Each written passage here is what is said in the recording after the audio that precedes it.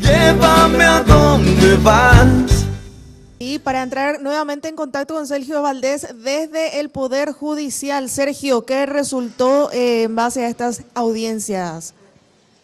Ese es Jazmín, y lo último que se tiene es que el juez Gustavo Amarilla resolvió enviar a la cárcel de Emboscada a los 3 detenidos el viernes y al penal de Buen Pastor a la única mujer. Estamos hablando de los paraguayos Ronnie Maximiliano Román Ramírez, también estamos hablando de Diego Nis Pérez y del brasileño Bruno Henrique dos Reis de Oliveira, que es el que suena más fuerte como posible miembro del primer comando capital.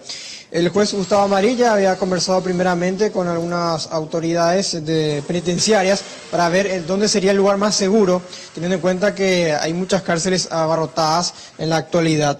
También teniendo en cuenta de que se abstuvieron de declarar, solamente hicieron las documentaciones previas que se requieren, y el juez, teniendo en cuenta la gravedad del hecho y la posibilidad de fuga o de nuevos hechos criminales, los envió a la cárcel. Ellos están imputados por el caso del viernes, donde se encontró un arsenal de armas, también droga y muchas cosas que podrían, atando cabos, hilar con el tema del atentado de la semana pasada. Están imputados por violación de ley de armas, asociación criminal y también tenencia de drogas.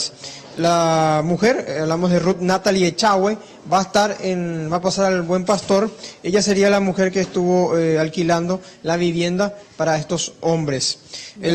Como no tenían un abogado propio y particular cada uno, se presentó un defensor público. Hablamos de Jorge Rolón, que había pedido en esta audiencia unas medidas cautelares un poco menos fuertes, como la de prisión preventiva, cosa que finalmente el juez rechazó. Con relación al caso del homicidio doloso, donde falleció el pequeño Gabriel la semana pasada, ese caso lo tiene otro juez.